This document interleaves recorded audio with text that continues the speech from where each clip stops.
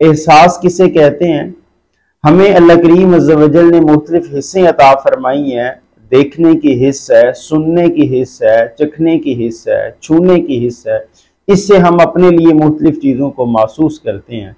लेकिन हम जब किसी दूसरे इंसान के लिए किसी चीज़ को महसूस करना शुरू करते हैं, मिसाल के तौर पर कोई दूसरा इंसान किसी बात को सुनता है, तो उसको सुनकर वो अपने लिए क्या महसूस करता है, किसी चीज को देखकर वो क्या महसूस कर रहा है, अगर ये चीज हमें किसी दूसरे इंसान के लिए भी हमारे अंदर पैदा हो जाए तो उस चीज का नाम एहसास है। और सैयदना अली मुर्तज़ा करमल्लाहु वजहुल करीम का बड़ा खूबसूरत कौल है। आपने इरशाद फरमाया कि रिश्ते खून के नहीं, रिश्ते एहसास के होते हैं, कि इंसान के कल्ब के अंदर एक ऐसा जज्बा पाया जाए जिससे वो अपने साथ रहने वाले इंसान के गम, उसके दुख, उसकी तकलीफ या उसकी खुशी और मुसर्रत के अंदर उसके साथ शरीक होता है, उसके दुख दर्द को बांटता है या उसकी खुशी के अंदर खुश होता है। तो ये चीज़ एहसास है, असल रिश्ता ये है। और मैं यहाँ पर वालिदैन से ये खुसूसी गुजारिश करना चाहूँगा, क्योंकि ये एहसास नाम का जो एक ख़ास रिश्ता है, एहसास नाम की ये जो ख़ास चीज़ है, ये घर से, वालिदैन की तरबियत से पैदा होती है। ये सिर्फ नसीहतों से पैदा नहीं होती, वगरना मसाजिद के अंदर बड़ी नसीहतें की जाती हैं खुतबा जुमा के ऊपर, वैसे आए रोज़ हज़ारों की तादाद के अंदर इज्तिमात होते हैं। फिर यूट्यूब सबसे बड़ा नसीहतों का मंबा है, लाखों करोड़ों की तादाद के अंदर रोज़ाना लोग उन वीडियोस को देखते हैं जिनके अंदर बड़ी अच्छी अच्छी नसीहतें होती हैं, लेकिन उनका कोई खातरहा रिजल्ट हमें नज़र नहीं आता। तो उसकी वजह क्या है?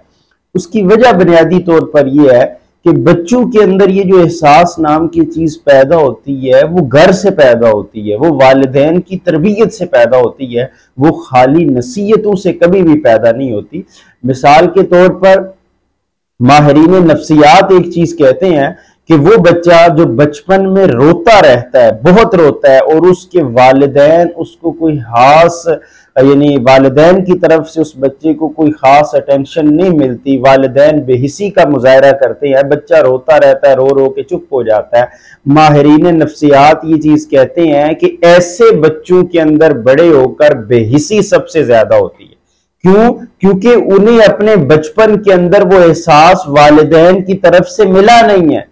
फिर जब वो बड़े होते हैं, अगर तो बच्चे देखते हैं कि हमारे वालिदैन के अंदर अपने दीगर आइज़ा व अक़रबा के लिए, हमारे मामू के लिए, खाला के लिए, दीगर जो हमारे रिलेटिव लोग हैं, उनके लिए वालिदैन के अंदर एहसास पाया जाता है, हमदर्दी पाई जाती है, वो उनके दुख को महसूस करते हैं, वो उनकी खुशी के अंदर खुश होते हैं, वो उनकी तकालीफ के ऊपर उनकी अपनी इस्तात के मुताबिक मदद करते हैं।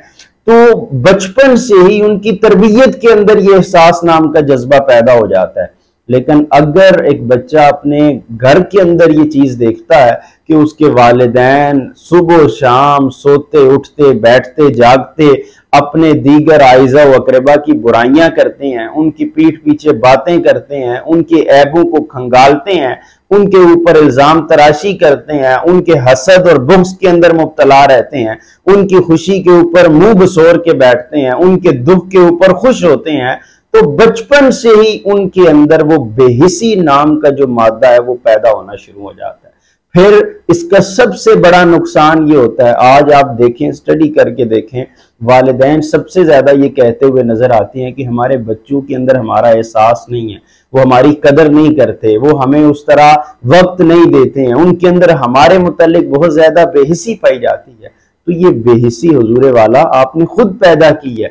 आपने अपने बच्चों के अंदर जब किसी दूसरे के लिए एहसास पैदा नहीं होने दिया और अपने बच्चे को किसी दूसरे के लिए हमदर्दी का जज्बा नहीं सिखाया, तो फिर ये कहां से पॉसिबल है कि उसके दिल के अंदर आपके लिए किसी खैर खाई का जज्बा पैदा हो?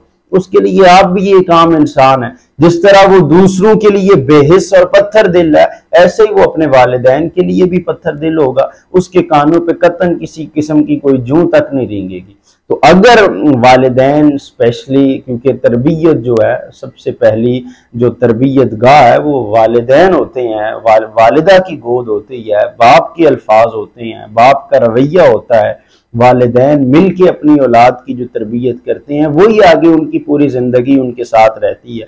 तो वालिदैन स्पेशली इस चीज़ के ऊपर उनको चाहिए कि वो ख़ास तवज्जो दें कि वो अपने बच्चों के अंदर ये जो एहसास नाम की चीज़ है इसको पैदा करने की कोशिश करें। और ये सिर्फ बातों से नहीं होगा बल्कि अपने अमल के साथ, अपने रवैये के साथ, अपने आफाल, अपने आमाल, अपने किरदार, अपने रख रखाव के साथ, अपने जो दूसरे आइज़ा व अक़रबा है उनके साथ अपने मामलात और लेन देन के दौरान वो अपने अमल से ये सारी चीज़ें जब साबित करेंगे तो फिर उनके बच्चों के अंदर ऑटोमेटिकली ये सारी की सारी चीज़ें पैदा होती जाएंगी।